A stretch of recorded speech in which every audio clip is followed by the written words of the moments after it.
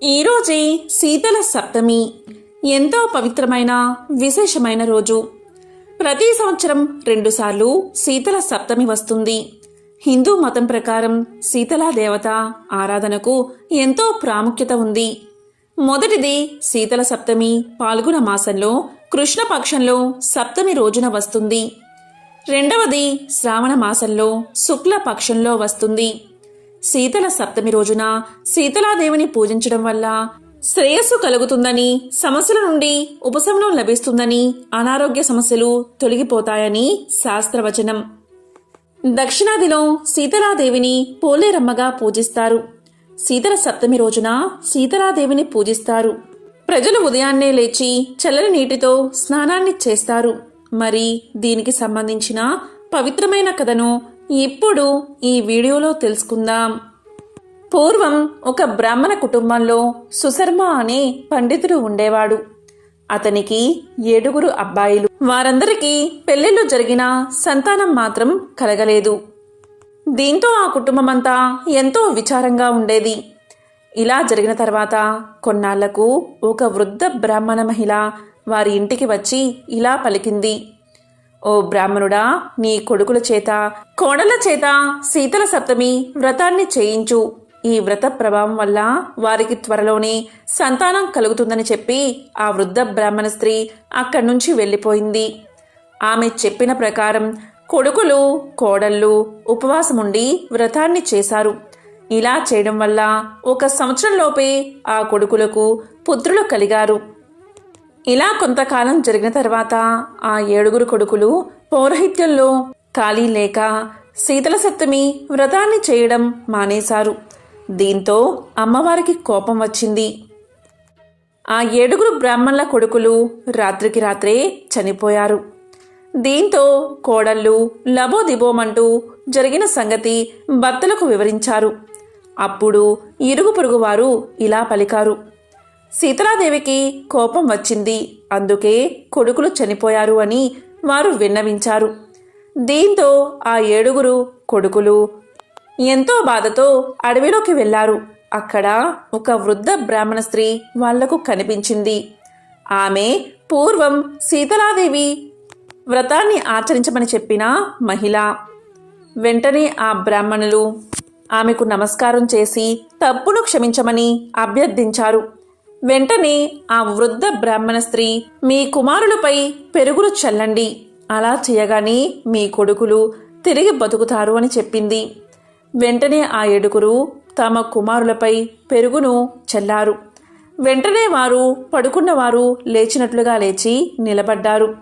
తమ తప్పు తెలుసుకున్న ఆ కుటుంబమంతా ఏ సంవత్సరమూ విడవకుండా శీతల సప్తమి వ్రతాన్ని ఆచరిస్తూ సంతానంతో భోగ భాగ్యాలతో సుఖంగా జీవితాన్ని గడిపింది. పూర్వం జ్వారాసురుడు అనే రాక్షసుడు ఉండేవాడు. అతను ప్రజలను మునులను పట్టు పీడిస్తూ ఉండేవాడు. ఎప్పుడైతే అతను విజృంభిస్తూ ఉండేవాడో అప్పుడు ప్రజల్లో అనారోగ్య బాధలు ఎక్కువ అయ్యేవి. ప్రజలు ఏదో కారణంతో చనిపోతూ ఉండేవారు. దీంతో మహర్షులంతా కలిసి అమ్మవారిని ప్రార్థించారు. అప్పుడు అమ్మవారు శీతలాదేవిగా ఉద్భవించింది. ఆమె వెంటనే వాతావరణంలోని కాలుష్యాన్ని తొలగించి పరిసరాలను శుభ్రం చేసింది. వెంటనే జ్వారాసురుణ్ణి సంహరించి గాడిదగా మార్చేసింది. దీంతో ప్రజల వ్యాధులన్నీ నయమైపోయాయి. వెంటనే ప్రజలంతా అమ్మవారిని స్తుతించారు. ఆమె శీతలాదేవిగా ప్రజలకు దర్శనమిచ్చింది. భవిష్యోత్తర పురాణంలో శీతలామాత వ్రతకథ తెలియచేయడమైంది. ఆ కథ ప్రకారం పూర్వం హస్తినాపురానికి రాజు ఇంద్రద్యుమ్నుడు. అతని భార్య పేరు ప్రమీల. ఆమెకు ఒక కుమారుడు మహాధర్మ, కుమార్తె శుభకరి. కుమార్తె అయిన శుభకరికి వివాహం జరిగి 1 సంవత్సర కాలం వైవాహిక జీవితం సంతోషంగా గడిచిపోయింది. 1 సంవత్సరం తర్వాత అల్లుడు తన భార్యను తీసుకువెళ్లడానికి అత్తామామల ఇంటికి వచ్చాడు. అప్పుడు ఇంద్రద్యుమ్నుడు, ఈ మరుసటి రోజు శీతలామాత వ్రతం ఉంది కాబట్టి మీరు 2 రోజులు ఉండమని అల్లుణ్ణి కోరాడు. దానికి అల్లుడు అంగీకరించాడు. తీరా శీతలామాత వ్రతం రోజున ఇంద్రద్యుమ్నుడి కూతురు అయిన శుభకరి తన స్నేహితురాలతో కలిసి శీతలామాత వ్రతం చేయడానికి ఒక సరస్సు వద్దకు వెళ్ళింది. కాని మార్గమధ్యలో ఎవరికి వారు దారి తప్పిపోయారు. అప్పుడు ఒక వృద్ధురాలు వచ్చి వారందరినీ సరస్సు వైపు నడిపించింది. సరస్సు వద్దకు చేరుకున్న శుభకరి పుణ్యస్నానాన్ని ఆచరించి వ్రతాన్ని ఆచరించింది. వెంటనే వృద్ధురాలి రూపంలో ఉన్న శీతలామాత తన ప్రత్యక్ష రూపంతో రాకుమార్తె ముందు ప్రత్యక్షమైంది. ఏదైనా కోరిక కోరుకోమంది శీతలామాత. అప్పుడు యువరాణి ఇలా పలికింది, అమ్మా, నాకిప్పుడు ఏదీ అవసరం లేదు. ఏదైనా అవసరం ఉంటే నేను అడుగుతాను అని తెలియచేసింది. పూజ తర్వాత శుభకరి అలాగే ఆమె స్నేహితురాళ్ళు ఒక బ్రాహ్మణ దంపతులకు దాన ధర్మాలు చెయ్యాలి అనుకున్నారు. కాని దాన ధర్మాలు చెయ్యాలి అనుకున్న ఆ బ్రాహ్మణుడు హఠాత్తుగా మరణించాడు. ఈ విషయం తెలిసి రాకుమార్తె శుభకరి ఎంతో విచారించింది. వెంటనే శీతలామాతను తలుచుకుని ఇలా కోరింది, అమ్మా, నువ్వు ఏదైనా వరం కోరుకోమంటే అవసరం ఉన్నప్పుడు కోరుకుంటాను అని నేను చెప్పాను కదా. ఇప్పుడు నేను కోరుకుంటున్నాను. చనిపోయిన ఆ బ్రాహ్మణుడు వెంటనే పునర్జీవుడు అవ్వాలి అని కోరగానే శీతలామాత యొక్క ఆశీర్వాదంతో ఆ బ్రాహ్మణుడు తిరిగి జీవించాడు. రాకుమార్తెకు కృతజ్ఞతలు తెలిపి దేవిని ప్రార్థించాడు ఆ బ్రాహ్మణుడు. అప్పట్నుండి హస్తినాపురం ప్రజలు శీతలామాత యొక్క వ్రతాన్ని పూజను చేయడం ప్రారంభించారని భవిష్యోత్తర పురాణంలో వివరణ ఉంది. చాలామంది మహిళలు తమ పిల్లల ఆరోగ్యం మరియు శ్రేయస్సు కోసం ఈ ఉపవాసాన్ని అంటే శీతల సప్తమి ఉపవాసాన్ని ఎక్కువగా పాటిస్తారు.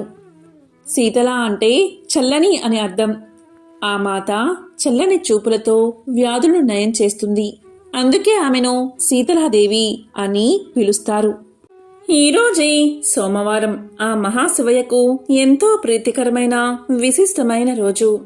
ఈ రోజు ఈ కథను విన్నా, చదివినా, చెప్పినా, వినిపించినా జన్మల దోషాలు తొలగి కోటి జన్మల పుణ్యం వస్తుంది. సకల శుభాలు కలుగుతాయి. మరి ఆ కథ ఏంటో ఇప్పుడు ఈ వీడియోలో తెలుసుకుందాం.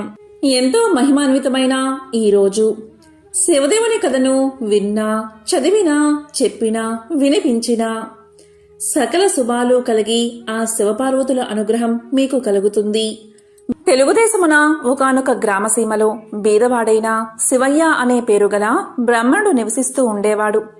అతను రాజేశ్వరి అనే ఆమెను పెళ్లాడి కాపురం చేస్తూ ఉన్నాడు. కొంతకాలానికి ఆ దంపతులకు ఒక కొడుకు, ఒక కూతురు కలిగారు. పుత్రుని పేరు సదాశివుడు, పుత్రిక పేరు దాక్షాయిని. బీదవాడు అవడం వల్ల శివయ్య భిక్షాటనం చేసి భార్యాబిడ్డలను పోషించుకుంటూ ఉండేవాడు. ఇలా కొంతకాలం గడిచిన తర్వాత తన భార్యతో శివయ్య ఇలా చెప్పాడు, ఓ రాజేశ్వరి, మనం ఈ దరిద్రావస్థను భరించలేకపోతున్నాం. నేను తిరుపతి పుణ్యక్షేత్రానికి వెళ్లి స్వామిని దర్శించి అక్కడ కష్టపడి కొంత ధనాన్ని సంపాదించి తిరిగి వస్తాను. నీవు బిడ్డలను జాగ్రత్తగా చూస్తూ ఉండు అని చెప్పి శివయ్య ప్రయాణమై వెళ్తున్నాడు. శివయ్య అలా వెళ్తూ ఉండగా ఒక ముసలి బ్రాహ్మణుడు ఎదురయ్యాడు. ఆ బ్రాహ్మణుడు శివయ్యతో ఇలా పలికాడు, ఎవరు నాయనా నీవు అని అడిగాడు. అప్పుడు శివయ్య ఇలా చెప్పాడు, ఓ మహానుభావా, ఆ కనిపిస్తున్న పల్లెయే నా గ్రామం. చాలా బీద కుటుంబీకుడిని. ఒక భార్య, 2 పిల్లలు ఉన్నారు. సంపాదించింది చాలక దరిద్ర బాధ భరించలేక తిరుపతికి వెళ్లి ధనార్జన చెయ్యాలి అనే తలంపుతో ఇల్లు విడిచి బయలుదేరాను అని చెప్పాడు. అదంతా విన్నా ముసలి బ్రాహ్మణుడు నవ్వుతూ ఇలా పలికాడు, ఓయి వెర్రినాయనా, తిరుపతికి వెళ్ళినంత మాత్రాన, ప్రభు దర్శనం చేసినంత మాత్రాన నీవు ధనాన్ని సంపాదించుకోగలవా? నీకు సకల ఐశ్వర్యాలు ఇచ్చే వ్రత కథ ఒకటి చెప్తాను, శ్రద్ధగా విను అని బ్రాహ్మణోత్తముడు చెప్పగా శివయ్య ఇలా పలికాడు, పుణ్యపురుష, అది ఏ దేవుని కదో ఆ చెట్టు నీడలో కూర్చుని వివరించు స్వామి అని వేడుకున్నాడు. అంతటా ఆ బ్రాహ్మణోత్తముడు శివదేవుని కథ చెప్పడం ప్రారంభించాడు. వంగదేశాన్ని పాలిస్తున్న సూరసేన మహారాజుకు గుణవంతురాలైన ఒక పుత్రిక ఉన్నది. ఆ బాలామణి పేరు సీమంతిని. సీమంతిని చిన్ననాటి నుండి శివదేవుని యందు అపారమైన భక్తి కలదై పూజలు చేస్తూ ఉండగా ఈ విషయం యాజ్ఞవల్క మహాముని భార్య అయిన మైత్రేయి తెలుసుకుని తానే స్వయంగా సీమంతునికి సోమవార వ్రత మహత్యాన్ని వివరించి చెప్పడానికి సూరసేన మహారాజు యొక్క పట్టణానికి బయలుదేరి వచ్చి వ్రత విధానాన్ని సీమంతునికి చెప్పి వెళ్లిపోయింది. ఆనాటి నుండి సీమంతుని సోమవార వ్రతాన్ని భక్తి శ్రద్ధలతో చేస్తూ సదాశివుణ్ణి పూజిస్తూ వ్రతకథ చదువుతూ దినదిన ప్రవర్ధమానమయ్యింది. ఇలా ఉండగా అంగ దేశాన్ని ఇంద్రసేనుడు అనే మహారాజు పాలిస్తూ ఉండేవాడు. ఆ రాజుకు చంద్రాగదుడు అనే కొడుకు ఉన్నాడు. ఆ చిన్నవాడు సకల విద్యలు నేర్చుకుని పెళ్లియేడుకు వచ్చాడు. చంద్రాగదనకు వివాహం చెయ్యాలి అనే తలంపుతో ఇంద్రసేన మహారాజు తన కొలువులో ఉన్న మంత్రి పురోహిత సామంతులతో యువరాజైన చంద్రాగదనకు ఎక్కడైనా తగిన చిన్నదాన్ని చూడమని చెప్పి వారిని దేశదేశాలకు పంపించాడు. వారు అనేక దేశాలు తిరిగి తిరిగి చివరకు వంగదేశ పరిపాలకుడైన సూరసేన మహారాజు పట్టణానికి చేరుకున్నారు. ఆ రాజుకు సీమంతిని అనే కుమార్తె ఉన్నదని పరిచారకుల వల్ల తెలుసుకుని రాజు దర్శనానికై ఆస్థానానికి చేరుకున్నారు. అంతటా సూరసేన మహారాజు మంత్రి పురోహితులను గౌరవించి తమరు వచ్చిన పని ఏమిటి అని అడిగాడు. దానికి వారు ఇలా చెప్పారు. మహారాజా, మాది అంగదేశము. మా ఇంద్రసేన మహారాజు గారికి చంద్రాగదుడు అనే కుమారుడు ఉన్నాడు. అతనికి తగిన కన్య గురించి తిరుగుతూ తమ పుత్రికా రత్నమగు సీమంతినీదేవి గుణగణాలు తెలుసుకుని ఇక్కడకు వచ్చాము. ఇదిగో మా యువరాజు చిత్రపటము అని చూపించారు.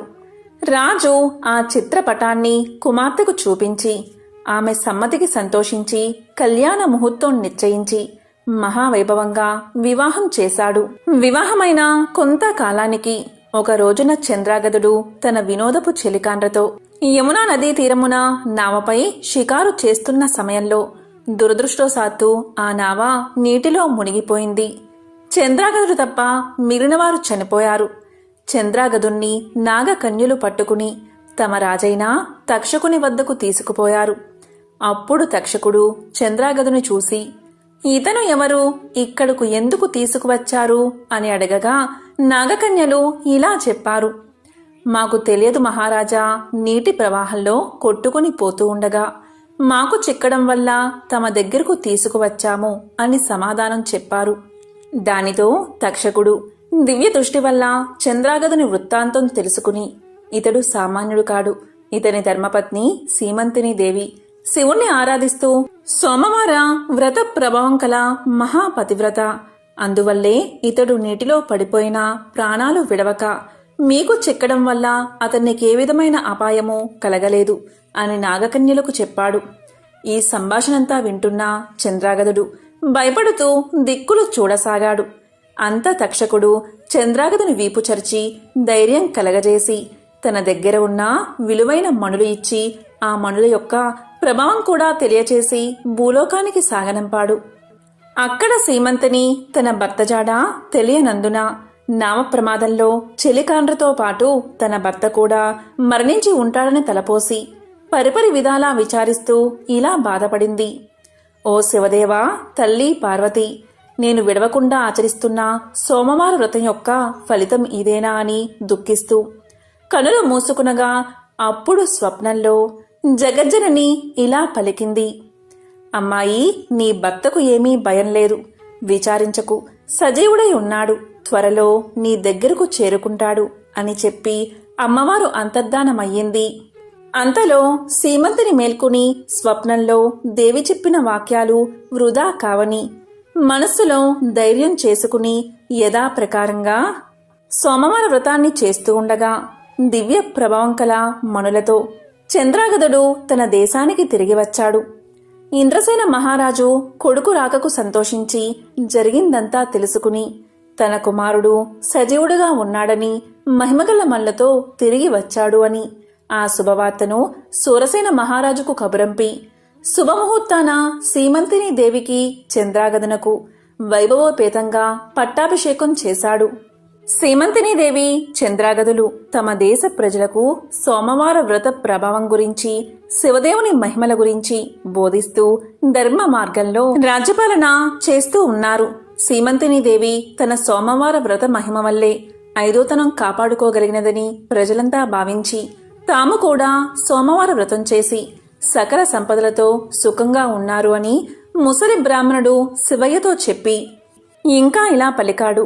శివయ్య, నీవు కూడా ఈ వ్రతాన్ని చెయ్యి, నీకు సకల ఐశ్వర్యాలు కలుగుతాయి అని పలకగానే శివయ్య ఎంతో ఆనందం చెంది ఇలా అన్నాడు. ఓ మహాపురుష, ఈ వ్రతాన్ని ఎలా ఆచరించాలి నాకు తెలియచేయండి అని కోరాడు. అందుకు బ్రాహ్మణుడు ఈ విధంగా చెప్పసాగాడు. సోమవారం రోజున ఉదయమే లేచి స్నానాన్ని ఆచరించి గృహాన్ని శుద్ధి చేసి రంగురంగుల ముగ్గులు పెట్టి ఇంటికి ఈశాన్య భాగంలో పీట మీద శివదేవుని పటం ఉంచి ఆవు నెత్తో కాని కొబ్బరి నూనెతో కాని దీపాన్ని వెలిగించి శివదేవునికి టెంకాయ కొట్టి ధూపం వేసి మారేడు దళాలతో అభిషేకం చేసి 3 రకాల పువ్వులు పెట్టి భక్తితో పూజించి కొబ్బరి ముక్కలు తరిగి పంచదార కాని బెల్లం కాని కలిపి నైవేద్యం పెట్టి శివదేవుని వ్రతకథ చదివించి ఆ ప్రసాదం అందరికీ పంచిపెట్టి తాము కూడా కళ్ళకద్దుకుని సేవించాలి. ఇలా 3 సోమవారాలు భక్తి శ్రద్ధలతో పూజిస్తే సిరి సంపదలు కలిగి మనసులో కోర్కెలు ఫలిస్తాయి అని ముసలి బ్రాహ్మణుడు చెప్పి అదృశ్యమయ్యాడు. కడునిష్టతో వింటున్న శివయ్య బ్రాహ్మణుణ్ణి గానక, ఆహా, ఈ మహానుభావుడే నా పాలిట దేవుడు, నా అవస్థను చూసి నాకీ ఉపదేశం చేశాడు అని భావించి తిరిగి ఇంటికి వెళ్లి జరిగిందంతా భార్యకు తెలియచేశాడు. అప్పుడు భార్యాభర్తలు 3 సోమవారాలు భక్తి శ్రద్ధలతో శివదేవుణ్ణి పూజించి ప్రసాదం ఇరుగు పొరుగు వారికి పంచిపెట్టి సుఖంగా ఉండగా వారికి దరిద్ర బాధలు పోయి అష్టైశ్వర్యాలు కలిగాయి. కొన్నాళ్లకు ధనగర్వంచే వ్రతం చేయడం మానేశారు. వెంటనే శివదేవుడికి కోపం వచ్చి వీరి గర్వం అణచాలి అని మళ్లీ దరిద్రులుగా చేశాడు. దరిద్ర దశలో ఉన్న శివయ్య మరలా యథాప్రకారంగా భిక్షాటనకు ఒక గ్రామానికి వెళ్లి యాచించగా, ఈవేళ మేము శివదేవుని పూజ సోమవార వ్రతము చేసుకుంటున్నాము, ఇప్పుడు భిక్ష వేయడానికి వీలు లేదు అన్నారు. అయ్యో, సోమవార వ్రతాన్ని మర్చిపోయినందునే మాకీ గతి పట్టింది, చాలా అపచారం చేశాము అనుకుంటూ ఇంటికి వెళ్లి ఈ సంగతి భార్యకు జ్ఞాపకం చేశాడు. ఆమె భర్త మాటలు లెక్క చేయగా మొండిగా మాట్లాడినది. ఇక గత్యంతరం లేక శివయ్య పిల్లలతో నదిలో స్నానం చేసి వచ్చి శివదేవుణ్ణి పూజించి కథ చెప్పుకోవడానికి భార్యను వినడానికి రమ్మని పిలిచాడు.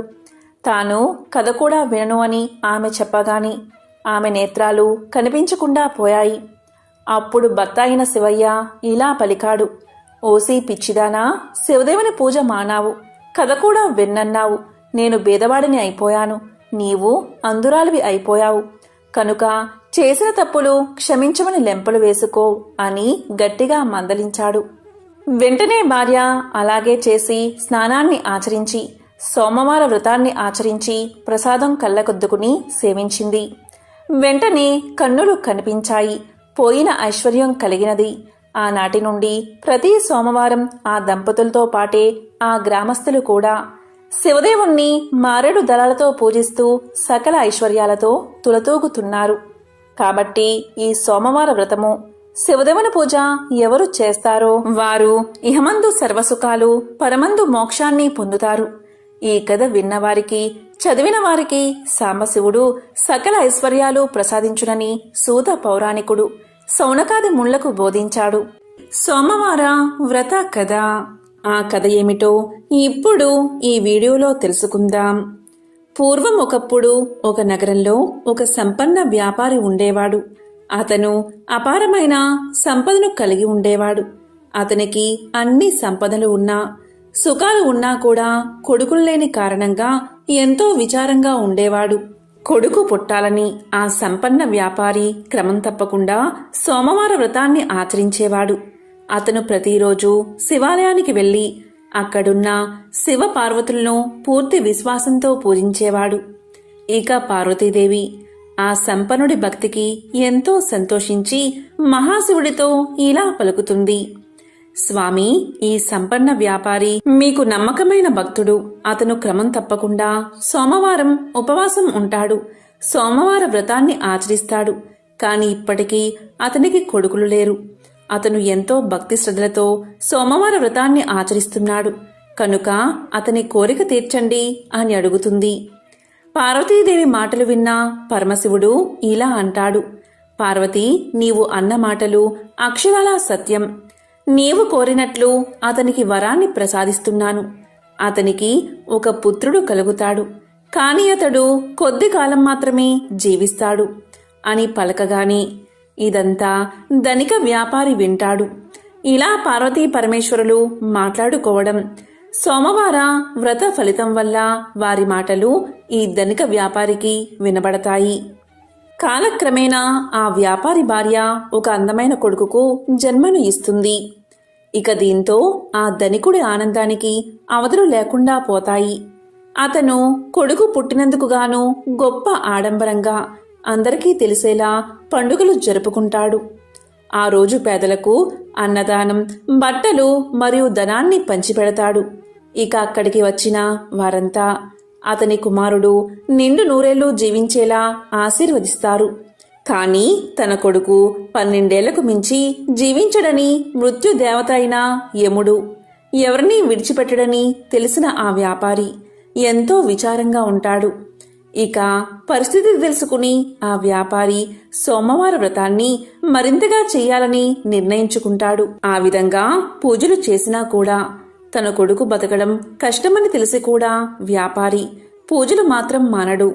అలా బాలుడు పెరిగి పెద్దవాడవుతాడు. బాలుడికి 11 ఏళ్ల వయసు వచ్చింది. అలా 11 సంవత్సరాల వయసులో వ్యాపారి కుమారుడు చాలా తెలివైన మరియు పరిణితి చెందినట్లు కనిపిస్తాడు. ఇక ఇరుగు పొరుగువారు అందమైన అమ్మాయితో పెళ్లి చేయమని వ్యాపారికి సలహా ఇస్తారు. వ్యాపారి భార్య కూడా తన కుమారుడికి వివాహం చెయ్యాలని వ్యాపారిని కోరుతుంది. ఆమె దానికోసం పదే పదే పట్టుబడుతుంది. కాని అల్పాయుష్కుడైన కొడుక్కి వివాహమేమిటి అని వ్యాపారి వివాహానికి అంగీకరించడు. ఇక ఆ వ్యాపారి తన బావను పిలిచి ఇలా పలుకుతాడు, చూడు బావా, నా కొడుకును కాశీకి తీసుకువెళ్ళు. అతనికి మంచి చదువు నేర్పించు. ఆధ్యాత్మిక జ్ఞానం నా కొడుకుకు కలగాలి. నీకు ఎంత ధనం అవసరమో అంత తీసుకుని మీరు కాశీకి వెళ్ళండి. వెళ్లే మార్గంలో మీరు ఎక్కడ ఆగితే అక్కడ భక్తి కార్యక్రమాలు, యాగాలు, అన్నదానాలు, బ్రాహ్మలకు భోజనాలు పెట్టండి అని చెప్తాడు. ఇక ఆ వ్యాపారి కుమారుడు తన మేనమామతో కలిసి కాశీయాత్ర ప్రారంభిస్తారు. వారు ఆగిన దగ్గరలో అన్నదానాలు, యాగాలు, పేదలకు, బ్రాహ్మణులకు అన్నదానాలు చేసేవారు. వాళ్ళు బట్టలు లేని వారికి బట్టలు పంచిపెట్టేవారు. బ్రాహ్మణులకు అత్యంత ఉత్తమ భోజనాలు పెట్టేవారు. దక్షిణ కూడా సమర్పించేవారు. ఒకరోజు వ్యాపారి కొడుకు అలాగే మేనమామ ఒక రాజు రాజధాని వద్ద ఆగారు. ఆ రోజు రాజుగారి కుమార్తె వివాహం జరగాల్సి ఉంది. అప్పటికే పెళ్లి బృందం నగరానికి చేరుకుంది. కాని పెళ్లి కొడుకు అంధుడు, అంటే ఒకే కన్ను ఉన్నందున వరుడు తరపు వాళ్ళు తీవ్ర ఆందోళనలో ఉన్నారు. అతని స్థానంలో అందమైన అబ్బాయి కోసం వరుడి తండ్రి వెతుకుతున్నాడు. తన మేనమామతో కలిసి బస చేస్తున్న వ్యాపారి కుమారుణ్ణి వరుడి తండ్రి మనుషులు గుర్తించారు. పెళ్లికొడుకు తండ్రి ధనవంతుడు. అతను బాలుడు మేనమామతో ఇలా పలికాడు, నా ప్రతిష్ట ప్రమాదంలో పడింది. నా ఒంటి కన్ను కొడుకు స్థానంలో అందమైన పెళ్లికొడుకు నాకు కావాలి. మీవాడు రాజకుమార్తెను తాత్కాలిక వివాహం చేసుకోవాలి. దీనికి అంగీకరిస్తే నేను తగినంత ధనాన్ని మీకు ఇస్తాను. వివాహ వేడుక ముగిసిన వెంటనే మీ దారిన మీరు వెళ్ళిపోవాలి అని పలికాడు. ఇక మేనమామ తాత్కాలిక వివాహానికి అంగీకరించాడు. అలాగే తన మేనల్లుణ్ణి ఒప్పించాడు.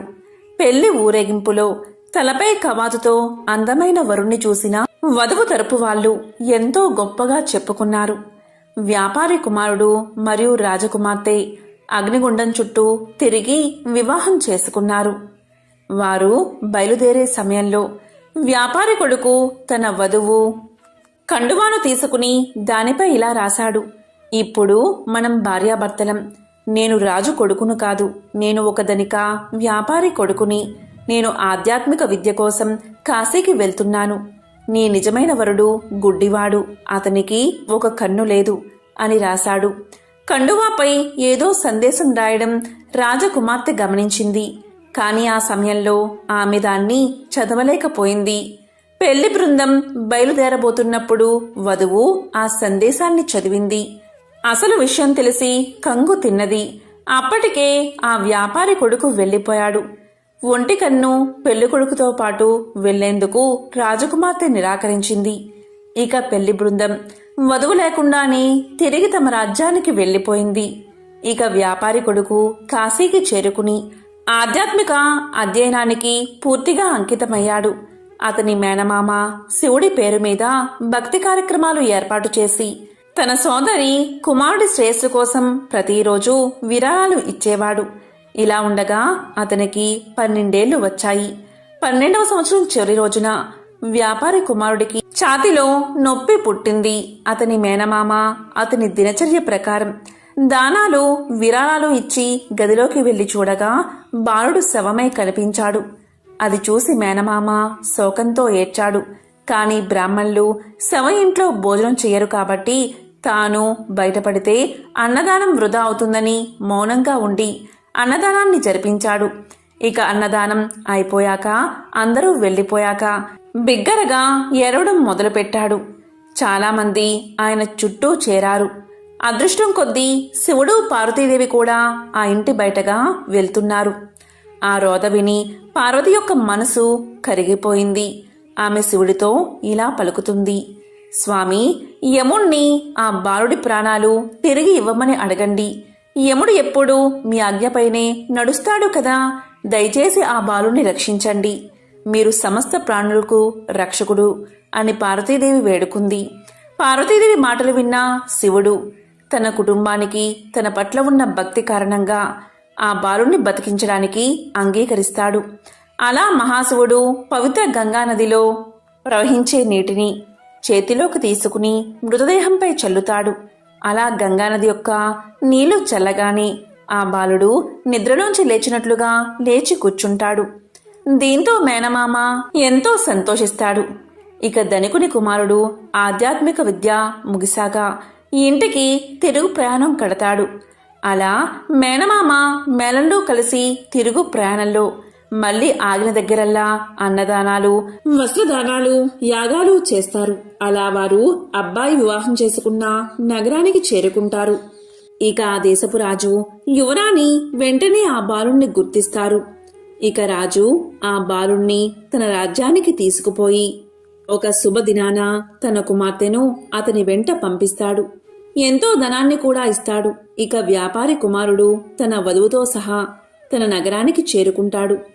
కొడుకు చనిపోతే ఆత్మహత్య చేసుకోవాలని భవనంపైకి ఎక్కుతారు వ్యాపారి దంపతులు.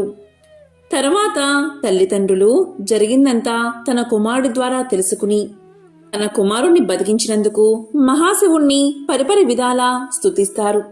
ఇక అదే రోజు రాత్రి శివుడు మరోసారి వ్యాపారవేత్త కల్లో కనిపించి ఇలా పలుకుతాడు: సోమవారం నాడు నీవు చేసిన వ్రతానికి ఫలితమే ఇది. అందుకే నీ కుమారుణ్ణి నిండు నూరేళ్లు బతికేలా వరాన్ని ప్రసాదించాను అని పలుకుతాడు మహాశివుడు. దీంతో వ్యాపారి ఎంతో సంతోషిస్తాడు. అలా వారు కలకాలం ఆనందంగా జీవిస్తారు. ఎంతో విశేషమైన పవిత్రమైన ఈ కథను ఎవరైతే ఈ రోజు వింటారో, లేక చదువుతారో, లేక చెప్తారో, లేక వినిపిస్తారో వారి జన్మల పాపాలు తొలగి కోటి జన్మల పుణ్యం వస్తుంది. తిరుగులేని రాజయోగం పడుతుంది. ఇక వారింట్లో అన్ని శుభాలే కలుగుతాయి. మహాశివుడి విశేషతను తెలిపే మరొక కథను ఇప్పుడు తెలుసుకుందాం. పూర్వకాలంలో ఒకానొక గ్రామంలో ఒక నిరుపేద కుటుంబం ఉండేది. ఆ పేద దంపతులకు 2 కుమార్తెలు, 1 కుమారుడు ఉన్నారు.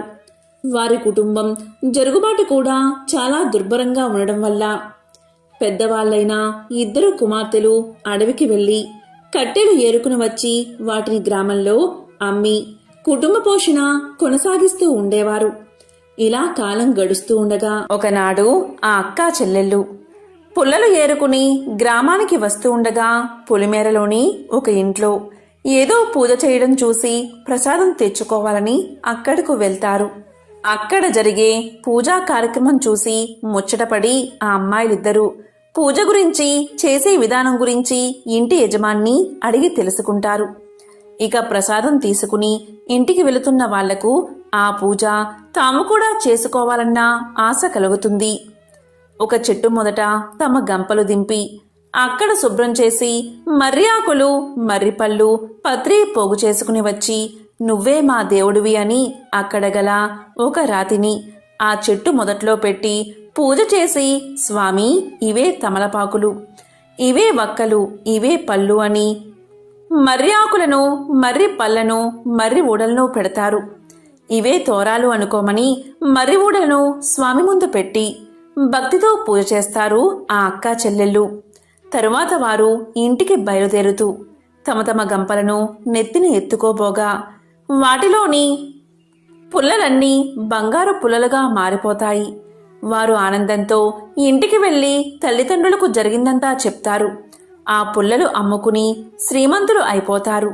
సిరి సంపదలు పెరిగిన ఆ సుందరాంగులను తూర్పు నుంచి ఒక మహారాజు వచ్చి, పెద్దామెను పడమర నుంచి ఒక మహారాజు వచ్చి చిన్నామెను వివాహం చేసుకుంటారు.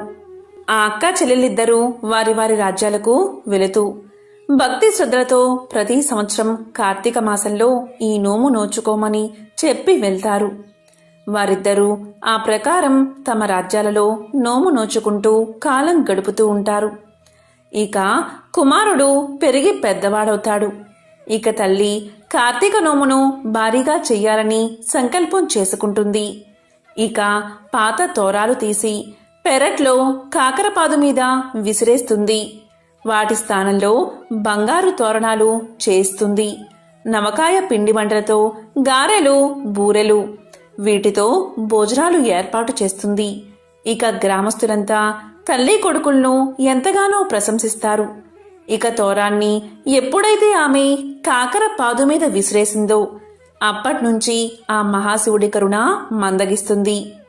ఏడాదికేడాదికి వారి సిరి సంపదలు తొలగి పేదరికం దాపరిస్తుంది. తినడానికి తిండిలేని దుస్థితి కలుగుతుంది. ఏ పని చెయ్యాలన్నా జరగకపోగా కష్టాలు ఎదురవుతాయి. ఆ తోరం ఎప్పుడైతే కాకర పాదు మీద విసిరేసిందో ఆ కాకరకాయల్లో బంగారం నిండుకుంటుంది. కాని ఇంట్లో వారు అది గ్రహించరు. ఒకసారి తల్లి పెరట్లో ఇరగకాసిన కాకర పాదును చూసి కొన్ని కాయలు కోసి కొడుకు ఇచ్చి అంగడికి వెళ్లి చారెడు నూకలు, పప్పు, ఉప్పు తీసుకురమ్మని పంపిస్తుంది. కొడుకు అవి తీసుకువెళ్లి షావుకారి అంగడి ముందు నిల్చుంటాడు. ఎంతసేపటికి ఆ షావుకారు కొడుకుని చూడడు. తరువాత షావుకారు అతన్ని చూసి ఏమిటి తీసుకొచ్చావు అని ప్రశ్నిస్తాడు. దానికి కొడుకు ఇలా పలుకుతాడు, అయ్యా ఈ కాకరకాయలు తీసుకుని బియ్యం ఇప్పించండి. మీ పేరు చెప్పుకుని ఈ పూటకు ఇంత గంజి తాగుతాము అని పలుకుతాడు. దానికి షావుకారు ఇలా అంటాడు, అలానా మీకు దారపోయడానికి మాకు ఊరికే వచ్చినా సిరి సంపదలు ఏమీ లేవు, వెళ్ళిపో అని కసురుకుంటాడు. కాని ఆ బాలుడు బతిమాలాడగాని ఇక ఇతను వదిలేలా లేడు అని దోసెడు బియ్యం, పప్పు ఇప్పించి పంపిస్తాడు షావుకారు. ఆ పూటకు వారు ఆకలి తీర్చుకుని మరుసటి రోజు మరికొన్ని కాయలు కోసి మరో అంగడికి వెళ్లి అమ్ముకుని రమ్మని పంపిస్తుంది తల్లి. దాంతో కొడుకు ఆ కాకరకాయలు పట్టుకుని అంగడి వీధికి వెళ్తున్నప్పుడు షావుకారు అతన్ని ఆపి, ఏమి కావాలంటే అవి ఇస్తాను, రోజూ కాకరకాయలను నాకే ఇవ్వాలని చెప్పి బియ్యం ఇచ్చి పంపిస్తాడు. ఆ షావుకారుకు ఎందుకు అలా దయ కలిగింది అంటే ముందు రోజు తాను తీసుకున్న కాకరకాయలు కూర చేసే నిమిత్తం వాటిని కొయ్యగాని వాటిల్లో నుండి బంగారు ముద్దలు రాలిపడతాయి. ఆ కాకరకాయలు మరెవరికీ దక్కకూడదని ఆ షావుకారు ఎంత ఇవ్వడానికైనా సిద్ధపడతాడు. అలా రోజూ కుర్రవాడి దగ్గర కాకరకాయలు కొంటూ ఉండేవాడు షావుకారు. ఇలా ఉండగా కొన్ని రోజులకు ఆ చెట్టుకున్న కాకరకాయలు అయిపోయాయి. ఆ షావుకారు చిల్లిగవ్వ కూడా ఇవ్వడం మానేశాడు. ఇక చేసేది లేక తల్లి తన కుమారుణ్ణి ప్రయాణం చేసి తూర్పున ఉన్న పెద్ద అక్క దగ్గరకు పంపుతుంది. మన కష్టసుఖాలు ఆమెకు చెప్పి ఏమైనా సహాయాన్ని అడగమంటుంది. దాంతో కొడుకు అక్కగారింటికి చేరుకుని నౌకర్లు లోపలికి వెళ్ళనివ్వకపోతే అక్కడే ఉండగా తల ఆరబోసుకోవడానికి మేడ మీదకు వచ్చిన అక్కగారు తమ్ముణ్ణి చూసి లోపలికి తీసుకువెళ్తుంది. అక్కగారికి ఇంటి పరిస్థితులన్నీ తెలియజేస్తాడు తమ్ముడు. దాంతో అక్కగారు ఒక గుమ్మడికాయను తొలిపించి అందులో వరహాలు పోసి తమ్ముడి చేతికి ఇచ్చి దానిని అమ్మకు ఇవ్వవలసిందిగా చెప్పి పంపుతుంది. అలా తిరిగి వస్తూ తమ్ముడు అక్కగారి ఇచ్చిన సద్ది తినాలని ఆ గుమ్మడికాయను నేల మీద పెట్టి చద్దన్నం తింటూ ఉంటాడు. అంతలో ఎక్కడ్నుంచో ఒక పెద్ద గద్దె వచ్చి ఆ గుమ్మడికాయను తన్నుకుపోతుంది. చేసేది లేక ఒత్తి చేతులతో ఇంటికి వెళ్లడం ఇష్టం లేక పడమర ఉన్న చిన్న అక్కగారి ఇంటికి వద్దకు వెళ్తాడు తమ్ముడు. అక్కడ చిన్నక్క నౌకరి వాళ్ళ వల్ల తమ్ముడి రాక గురించి విని బయటకు వచ్చి తమ్ముణ్ణి లోపలికి తీసుకువెళ్తుంది. కష్టసుఖాలు అడిగి తెలుసుకుంటుంది. వెంటనే ఆమె ఒక చెప్పుల జతలో వరహాలు పెట్టి కుట్టించి దాన్ని ఎక్కడా విడవక తిన్నగా ఇంటికి వెళ్ళమని చెప్పి పంపుతుంది. ఆ అక్క ఏమీ ఇవ్వలేదు, ఈ అక్క ఏమీ ఇవ్వలేదు అని బాధపడుతూ ఇంటికి బయలుదేరతాడు కొడుకు. ఎండ తీవ్రతకు అతనికి బాగా దాహం వేస్తుంది. వెంటనే అతను కొంచెం మొహం కడుక్కుని మంచినీళ్లు తాగాలని నిర్ణయించుకుంటాడు. అక్కగారు ఆ చెప్పుల జతను ఎక్కడా విడవద్దని చెప్పడం వల్ల చెప్పులతోనే చెరువులోకి దిగుతాడు అతను. కాని ఆ బురదలో చెప్పులు కూరుకుపోయి ఎంత వెతికినా దొరకవు. ఈ సంగతంతా చెప్పి పెద్దక్కగారిని సహాయం అడగాలని తిరిగి ఆమె వద్దకు వెళ్తాడు తమ్ముడు. అది కార్తీక మాసం అవడం వల్ల నోము నోచుకుంటూ ఉంటుంది పెద్దక్కగారు. తమ్ముడు ఇంటికి రాగానే తమ్ముడు జరిగిందంతా చెప్పగానే ఆ నోమును కూడా అతని చేత నోయిస్తుంది. ఆడంబరం కాదు ముఖ్యం, భక్తే ముఖ్యమని చెప్పి ఇంటికి వెళ్లి తన తల్లిని కూడా నోము నోయించేలా చెయ్యమని తమ్ముడుకు చెప్పి కొంత ధనాన్ని ఇచ్చి పంపుతుంది. అలా తమ్ముడు నోము తన పెద్దక్కగారి ఇంట్లో నోచుకుని ఇంటికి తిరిగి వస్తూ ఉండగా గుమ్మడికాయ పండు అలాగే తాను ఇంతకు ముందు విడిచిపెట్టిన చెప్పులు కూడా కనిపిస్తాయి. వెంటనే అతను ఎంతో సంతోషంతో ఆ రెండిటినీ తీసుకుని తన ఇంటికి చేరుకుని తల్లికి జరిగిందంతా చెప్పి భక్తి శ్రద్ధలతో నోమును నోచుకునేలా చేస్తాడు. వెంటనే వారు చెప్పుల జతలో ఉన్న బంగారు నాణాలు చూస్తారు. అలాగే గుమ్మడికాయలో ఉన్న నాణాలు కూడా చూస్తారు. అలా వారు క్రమంగా తిరిగి ఊపందుకుని తిరిగి పూర్వ వైభవంతో జీవిస్తారు. చాలా కాలం క్రితం ఒక అరణ్యానికి సమీపంలో ఒక పేద కుటుంబం నివసిస్తూ ఉండేది. భార్యాభర్త, ఇద్దరు కొడుకులు ఎంతగా శ్రమపడి ఒళ్ళు విరుచుకున్నా కడుపు నిండా తిండి ఉండేది కాదు.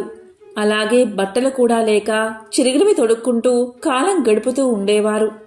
ఇక వారి పెద్ద కొడుకు, చీ ఈ బతుకు బతికేనా, ఈ విధంగా ఉండే కన్నా తిరిగి అడుక్కోవడం మేలు అనుకుంటూ తెల్లవారుతుండగా బయలుదేరి చీకటి పడేదాకా నడిచి ఒక రాజభవనం చేరుకున్నాడు. ఆ భవనం ముందు మెట్ల దగ్గర నిలబడి ఉన్న రాజు అతన్ని చూసి ఇలా పలికాడు. ఎవరు నీవు, ఎక్కడికి నీ ప్రయాణం అని అడిగాడు. దానికి పేదవాడి పెద్ద కొడుకు ఇలా పలికాడు. మహారాజా, ఒక చోటనే లేదు, ఎక్కడ పొట్టగడిస్తే అక్కడికే నా ప్రయాణమని సమాధానం చెప్పాడు. దానితో రాజు ఇలా అన్నాడు, అయితే నీకు పని కావాలన్నమాట. నా 7 గుర్రాలను కాస్తావా, నీకు వేరే జీతం ఇవ్వను. రోజంతా గుర్రాల వెంట తిరిగి సాయంకాలం ఇంటికి వచ్చి గుర్రాలు ఏం తిన్నది, ఏం తాగుతున్నది నాకు చెప్పాలి. నిజం చెప్పావంటే నీకు నా కూతుర్నిచ్చి పెళ్లి చేస్తాను, అబద్ధం ఆడావంటే చావగొట్టి పంపిస్తాను అని రాజు అన్నాడు. ఇక పేదవాడి పెద్ద కొడుకు ఇదేమంత పెద్ద పని కాదు అనుకుని అప్పటికప్పుడే రాజుగారికి అల్లుడు అయిపోయినట్లుగా ఆనందపడ్డాడు. ఇక రాజుతో ఇలా అన్నాడు, మహారాజా, మీ గుర్రాలను కాయడానికి నన్ను పెట్టుకోండి అని చెప్పాడు. మర్నాడు తెల్లవారుతూ ఉండగా గుర్రపు సాలకు వెళ్లాడు పేదవాడి పెద్ద కొడుకు. ఆ గుర్రాలు తెల్లగా అందంగా ఉన్నాయి. అక్కడ 7 గుర్రాలను వదిలిపెట్టగాని అవి బయటకు వస్తూనే శరవేగంతో బెడ్లకేసి పరిగెత్తసాగాయి. పేదవాడి పెద్ద కొడుకు సత్తువ కొద్దీ వాటి వెనుక పరిగెత్తసాగాడు. గుర్రాలు ఎక్కడా ఆగకుండా కొండల పక్కగా పరిగెత్తసాగాయి. పోయిన కొద్దీ వాటి వేగం పెరుగుతుందే కాని ఏమాత్రం తగ్గడం లేదు. ఎక్కడ చూసినా బోరెడంతా పచ్చగడ్డి ఉన్నా కూడా అవి మేయడానికి ఆగట్లేదు. కొండల దాకా వచ్చేసరికి పేదవాడి పెద్ద కొడుకు ఇక పరిగెత్తలేకపోయాడు. అతని శరీరమంతా చెమటతో తడిసిపోయింది. ఆయాసం వచ్చింది. కాళ్ళు తడబడుతున్నాయి. కొండ కింద ఒక గుడిసెలో కూర్చుని రాట్నం తిప్పుతున్న ఒక వృద్ధురాలు ఇలా పలికింది. రాబాబూ, ఇలారా, నీ చెమట తుడుస్తాను అని ప్రేమగా ఆహ్వానించింది. అతను ఆశ్చర్యపడుతూ వృద్ధురాలికేసి చూసి గుర్రాల కోసం చూసే లోపుగా అవి ఎటో వెళ్లిపోయాయి. ఇక వాటిని అందుకునే ఆశలేదని నిశ్చయించుకుని పేదవాడి పెద్ద కొడుకు వృద్ధురాలి గుడిసెలోకి ప్రవేశించాడు. అప్పుడు వృద్ధురాలు అతని ఒంటిమీద చెమటంతా తుడిచి కాస్త గాలి విసిరి జుట్టు దువ్వి ఉపచారాలు చేసింది. కాస్త విశ్రాంతి పొందిన తర్వాత అతను లేచి నిలబడి, ఇక మా ఇంటికి పోతాను. రాజుగారి దగ్గరకు వెళ్లడం వృధా. వెళ్తే రాజుగారు గుర్రాలు ఏం తిన్నాయి, ఏం తాగాయి అని నన్ను అడుగుతారు. చెప్పలేకపోతే చావగొట్టి పంపిస్తారు. ఇంతోటి దానికి అక్కడకు వెళ్లడం దేనికి అని పలికాడు. ఆ మాటలకు వృద్ధురాలు, ఈ మాత్రానికే భయపడతావేంటి బాబూ? ఎక్కడైనా గుర్రాలు గడ్డి తిని నీళ్లు తాగుతాయి. రాజుగారితో ఆ మాటే చెప్పు అని సలహా ఇచ్చింది వృద్ధురాలు. ఇక సాయంకాలం అయ్యాక గుర్రాలు తిరిగి వచ్చేదాకా పేదవాడి పెద్ద కొడుకు వృద్ధురాలి గుడిసెలోనే ఉండి వాటి వెనకాలే రాజభవనానికి చేరుకున్నాడు. వారిని చూస్తూనే రాజు ఇలా పలికాడు. గుర్రాలను జాగ్రత్తగా కాచావా? అవి ఏం తిన్నాయి, ఏం తాగాయి అని అడిగాడు. దానికి పేదవాడి పెద్ద కొడుకు ఇలా చెప్పాడు. మహారాజా, గుర్రాలు గడ్డి తిని నీళ్లు తాగాయని చెప్పాడు.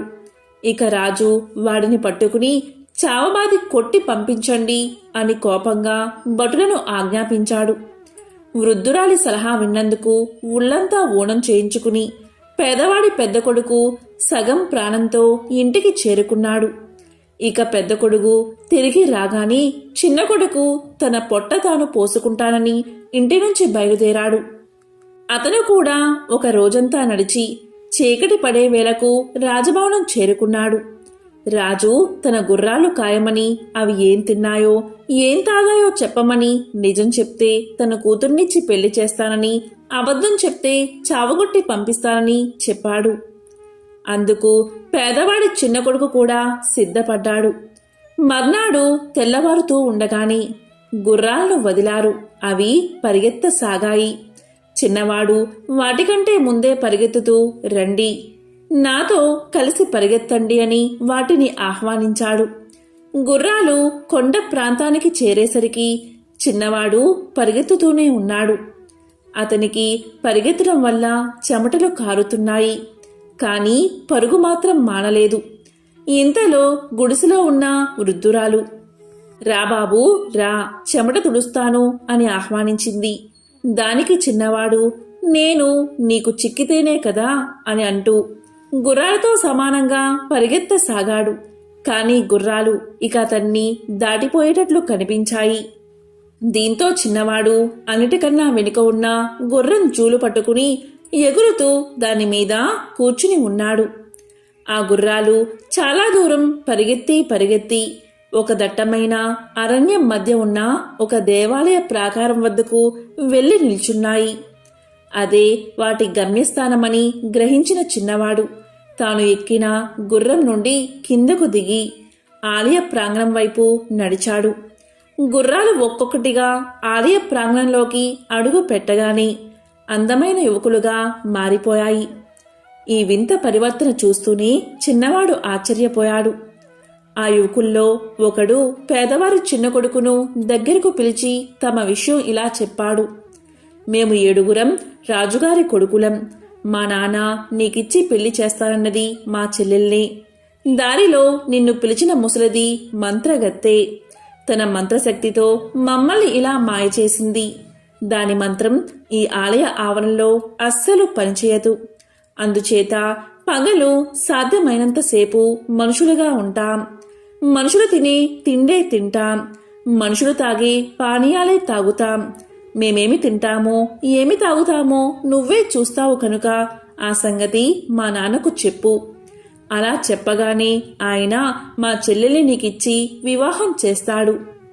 ఆ తరువాత నీ వల్ల మాకు ఒక ఉపకారం కావాలి. ఈ గుడి గర్భగుడిలో ఒక కత్తి ఉంది. అది మంత్రపూరితమైన కత్తి.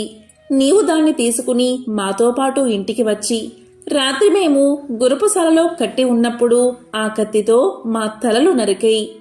దాంతో మాకు ఈ గుర్రాల రూపం పోయి మనిషి రూపం శాశ్వతంగా వచ్చేస్తుంది. ఈ మాటలు చెప్పి పెద్ద రాజకుమారుడు పేదవాడి చిన్న కొడుకును గర్భగుడిలోకి తీసుకుపోయి ఒక మూల ఆనించి ఉన్న కత్తిని చూపించాడు. చిన్నవాడు దానిని 2 చేతులా పట్టుకుని తేలికగా ఎత్తలేకపోయాడు. అది చాలా బరువుగా ఉంది. ఇక రాజుగారి పెద్ద కొడుకు పేదవాడి చిన్న కొడుకుతో ఇలా పలికాడు. గర్భగుడిలో ఒక గంట ఉంది. అందులో ఉంది మంత్రజలం. దాన్ని 3 గుక్కలు తాగమని రాజకుమారుడు పలికాడు. ఇక పేదవాడి చిన్న కొడుకు ఆ నీటిని 3 చుక్కలు తాగి ఒక చేత్తోని కత్తిని పట్టుకుని తేలికగా ఎత్తగలిగాడు. తరువాత రాజకుమారులు ఆ గుడి ఆవరణలోనే వంట చేసుకున్నారు. వంటకు కావలసిన సమస్త పదార్థాలు గుడిలో ఒక పక్కన ఉన్నాయి. రాజకుమారులతో పాటు పేదవాడి చిన్న కొడుకు కూడా భోజనం చేశాడు. సూర్యాస్తమయం కాబోయేదాకా వారంతా గుడిలో విశ్రాంతి తీసుకుని ఇంటికి బయలుదేరారు. గుడి దాటి బయటకు రాగానే రాజకుమారులు యథాప్రకారం గుర్రాలుగా మారిపోయారు. పేదవాడి చిన్న కొడుకు కత్తితో సహా ఒక గుర్రంపైన ఎక్కాడు. అతను గుర్రాలతో తిరిగి వచ్చేటప్పుడు ముసలిది చిన్నవాడిని చూసి కళ్ళల్లో నిప్పులు రాలుస్తూ అతన్ని బెదిరించింది. ఇక పేదవాడి చిన్న కొడుకు రాజుగారి భవనం చేరుకోగానే రాజు ఇలా అన్నాడు. గుర్రాలను సరిగ్గా కాచావా అని అడిగాడు. దానికి పేదవాడి చిన్న కొడుకు, మహారాజా, కాచాను. కాస్తాను అన్నప్పుడు కాయకుండా ఉంటానా అన్నాడు. అయితే ఏం తిన్నాయి, ఏం తాగాయి అని రాజు ప్రశ్నించాడు. దానికి పేదవాడి చిన్న కొడుకు మనుషులు తినే తిండే తిన్నాయి, మంత్రజలం తాగాయి అని సమాధానం చెప్పాడు. దాంతో రాజు సంతోషించి, ఈ మాట చెప్పగలవాడు ఒక్కడు కూడా లేడు కదా, నేను అన్న ప్రకారం నా కూతుర్నిచ్చి నిన్ను అల్లుణ్ణి చేసుకుంటాను అని రాజు అన్నాడు. ఆ రాత్రి అందరూ పడుకున్నాక పేదవాడి చిన్న కొడుకు కత్తి తీసుకుని గుర్రపు శాలలోకి వెళ్ళాడు. కాని గుర్రాల మెడలు నరకాలంటే అతనికి చేతులు రాలేదు. చివరకు సాహసించి ఒక గుర్రం మెడ నరికేశాడు. వెంటనే దాని స్థానంలో ఒక రాజకుమారుడు నిలబడ్డాడు. ఆ తరువాత అతను ధైర్యంగా అన్ని గుర్రాల మెడలు నరికేశాడు. దీంతో 7 రాజకుమారులు మంత్ర విముక్తిని పొందారు. తన కొడుకులు తిరిగి పుట్టినట్లుగా రాజు చాలా సంతోషించాడు. రాజకుమార్తె ఎంతో కాలానికి తన అన్నలను చూసి ఆనంద బాష్పాలు రాల్చింది. ఆమెకు పేదవాడి చిన్న కొడుకుకు పెళ్లి నిశ్చయించారు. చిన్నవాడు తన తల్లిదండ్రులను అన్నను పిలిపించి వారిని కూడా రాజభవనంలో ఉంచాడు. పెళ్లి చాలా వైభవంగా జరిగింది. అటు తర్వాత అందరూ కూడా ఎంతో సుఖంగా జీవించారు. ఎంతో పవిత్రమైన విశేషమైన ఈ కథను ఈరోజు విన్నా, చదివినా, చెప్పినా, వినిపించినా జన్మల పాపాలు తొలగి కోటి జన్మల పుణ్యం వస్తుంది. ఆ లక్ష్మీనారాయణల శివపార్వతుల అనుగ్రహం తప్పకుండా మీకు కలుగుతుంది.